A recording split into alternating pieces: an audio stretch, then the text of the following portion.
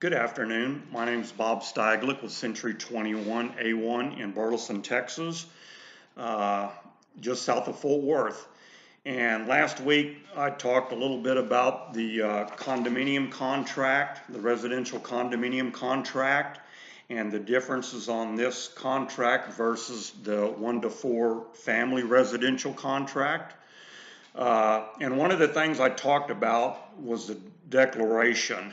And today we're going to dive a little bit more into the declaration so that you understand what all is covered in it and what an important document it is.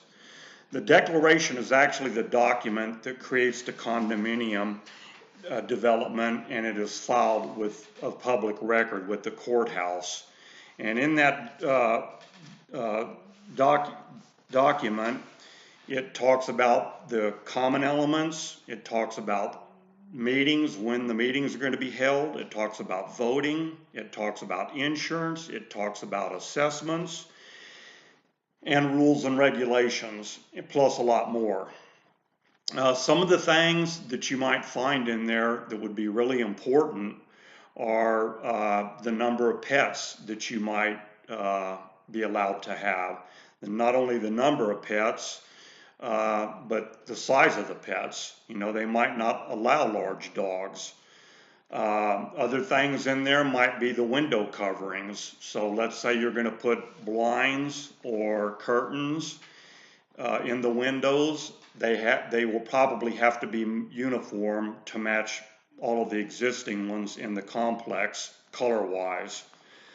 Other things in there, let's say you find a condominium and you want to tear a wall out to do modifications, it's going to talk about that and the fact that you can't do that, or if you are going to do that, you're going to need to get approval.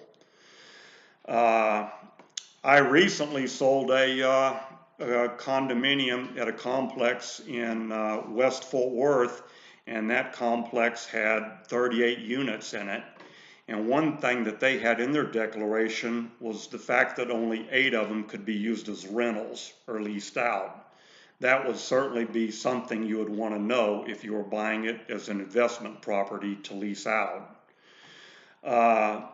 Another thing that's really starting to come up a lot now on condominiums, especially in the downtown areas, is short-term leases.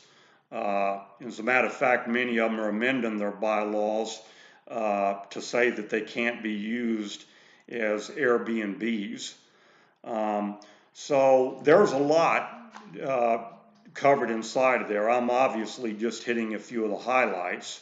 I have a friend of mine that manages a condominium complex in downtown Fort Worth, and I asked him last week if he would mind sending me a copy of the declarations and the bylaws for that particular unit, and he sent them to me.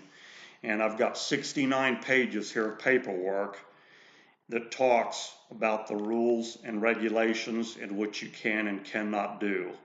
So I can't emphasize how important it is for you to read and understand these. It could be very important as to whether or not you should be buying the property for what you need and if it works for you.